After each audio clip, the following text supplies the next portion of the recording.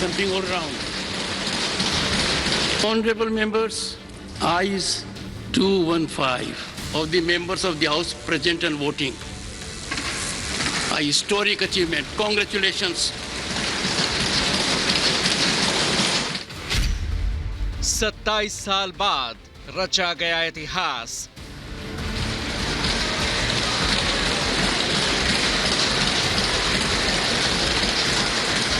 मैं उनको कोटि कोटि बधाई देता हूं। संसद से नारी शक्ति वंदन बिल पास।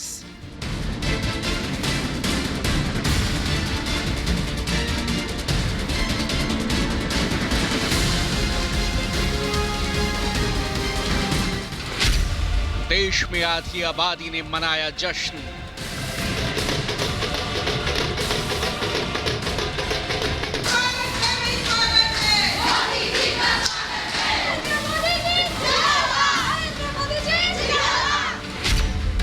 महिला सांसदों से पीएम ने की मुलाकात।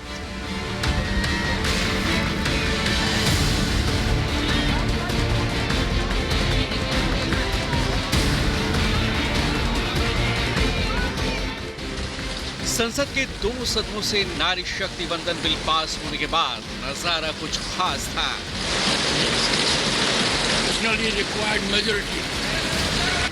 राज्यसभा में बिल पर वोटिंग के दौरान खुद पीएम मोदी मौजूद थे। बिल को सर्वसम्मति से पास किए जाने के ऐलान के साथ ही खुशी की लहर दौड़ गई। संसद के बाहर पीएम मोदी ने महिला सांसदों से बिल पास होने के बाद मुलाकात की और महिला सांसदों ने पीएम मोदी को उनकी इस ऐतिहासिक पहल के लिए धन्यवाद दिया। महिला सांसदों के चेहरे की खुशियां बता रही थी कि 27 साल के इंतजार के बाद बिल पास होने के क्या मायने हैं। ये तो मुझे लगता है 80 से दशक से ये अटके लटके हुए थे। सिर्फ और सिर्फ माननीय मोदी जी का दूरदर्शी नेतृत्व, दृढ़ संकल्प और उदार चिंतन के ही कारण ये हो पाया है। सबके समक्ष मुस्कान है, सब खुश हैं कि महिलाओं को जो आज 33% जो वुमेन रिजर्वेशन मिला है लोकसभा में और राज्यों की विधानसभाओं में संविधान संशोधन के द्वारा, ये भारतीय संसद के इतिहास में गर्व करने वाला क्षण है और हमेशा याद किया जाने वाला ये अवसर रहेगा। जी हाँ, भारत की राजनीति में एक ऐतिहासिक परिवर्तन का आगाज हो चुका है। भारत की संसद ने इतिहास में एक और पन्ना जोड़ दिया है और वो पन्ना है राजनीति में महिलाओं के लिए 33% सीटें आरक्षित करने का। संसद ने कल नारी शक्ति वंदन बिल पर मुहर लगा दी। संसद के इतिहास में शायद ही कोई ऐसा बिल हो जिसे सर्वसम्मति से पास किया गया हो। लोकसभा में इस बिल के पक्ष में 454 वोट पड़े, जबकि बिल के खिलाफ 2 वोट पड़े, लेकिन राज्यसभा में बिल के खिलाफ एक भी वोट नहीं पड़ा। राज्यसभा में बिल के समर्थन में 214 वोट पड़े, जिसके बाद स्पीकर ने राज्यसभा से बिल के पास होने की घोषणा कर दी।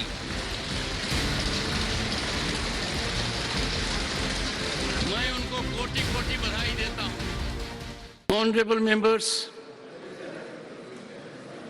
subject to correction, ayes 215,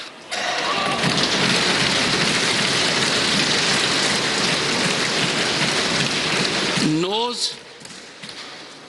0, abstention 0. The motion is adopted. PM Modi ने राज्यसभा के पटल पर बिल को समर्थन देने के लिए सभी सांसदों का आभार जताया। मैं सभी माननीय सांसदों ने अपनी बात के प्रारंभ में तो पहले ही कहा है कि हम इसका समर्थन करते हैं और इसके लिए मैं सबका हृदय से अभिनंदन करता हूं, हृदय से आभार व्यक्त करता हूं। मोदी सरकार ने जब महिलाओं को उनका हक दिलाने के लिए स्पेशल सत्र का ऐलान किया था तो किसी के समझ में नहीं आया, लेकिन जब इस बिल को सदन के पटल पर रखा गया तो किसी भी दल ने इसका विरोध करने की हिम्मत नहीं जुटाई। कुछ दलों ने इस बिल में सुधार की सिफारिशें जरूर की।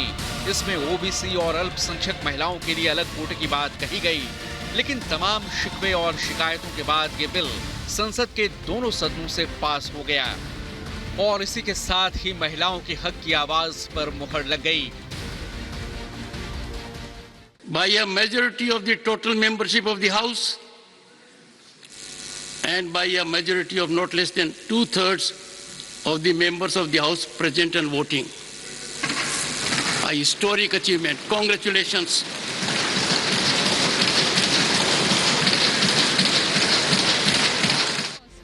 जाहिर है संसद के विशेष सत्र से बिल पास होने के बाद सांसदों की प्रतिक्रियाएं बेहद खास थीं।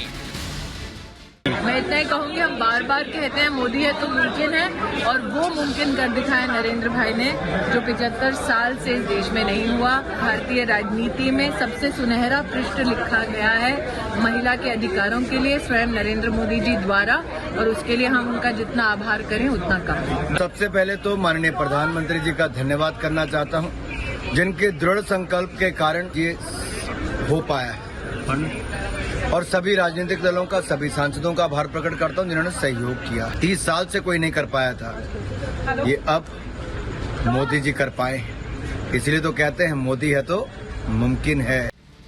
सत्ता पक्ष के साथ साथ विपक्ष ने भी बिल के पास होने पर अपनी प्रतिक्रिया कुछ इस अंदाज में दी। पूरे विपक्ष ने साथ दिया, कांग्रेस पार्टी ने पूरी तरह से समर्थन किया बिल का, क्योंकि राजीव गांधी का सपना था, उन्होंने इसको शुरुआत की थी, और इसके बाद नरसिम्हा राव जी ने पंचायतों में उस बिल को पास कराया था, और मनमोहन सिंह जी ने राज्यसभा में। तो ये तो हमारा एक तरह से जो है महिलाओं को आरक्षण देने का मुद्दा था, और वो हुआ, इसलिए हमने पूर्ण समर्थन दिया।